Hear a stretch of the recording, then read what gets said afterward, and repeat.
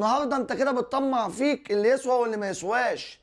النهارده احنا بنقول الجماهير قالتها يا ريبيرو امشي، خد جهازك وامشي. هل الاداره هنا هتقول لك احنا ما بنعملش بالقطعه ولازم ندعم المدرب ولازم نصبر عليه؟ هنصبر عليه اكتر من كده ايه؟ الراجل ماسك الاهلي من امتى؟ من قبل كاس العالم للانديه، يعني في حدود 3 شهور. كانوا اسوأ 3 شهور في حياتنا كلهم شفنا الاهلي فيهم. قلنا كاس العالم للانديه بطوله كبيره عليه وتقيله عليه. طب الدوري اهو من اولها بيلوش. ممكن تكون حظنا كده، بس لا، هنفضل نمشي ورا الشعارات لغايه امتى؟ ورا الاحاسيس؟ لا طبعا. شكل ريبيرو لغايه النهارده لسه بيجرب اللعيبه. النهارده انا بشوف طاهر بيلعب وينج ليفت وعمري ما شفته في الحته دي ابدا.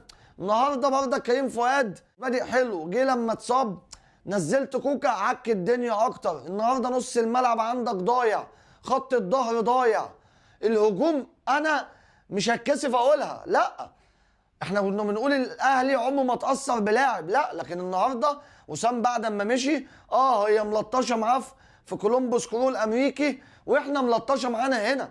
معلش انا حاسس ان جراديشار وقت وجود وسام كان جراديشار بيطلع نار. النهارده شريف لا مؤاخذه راجع في وقت هو مش ظاهر فيه خالص ومش مأدي فيه خالص، وجراديشار مستواه هبط. لا كده احنا متأثرين.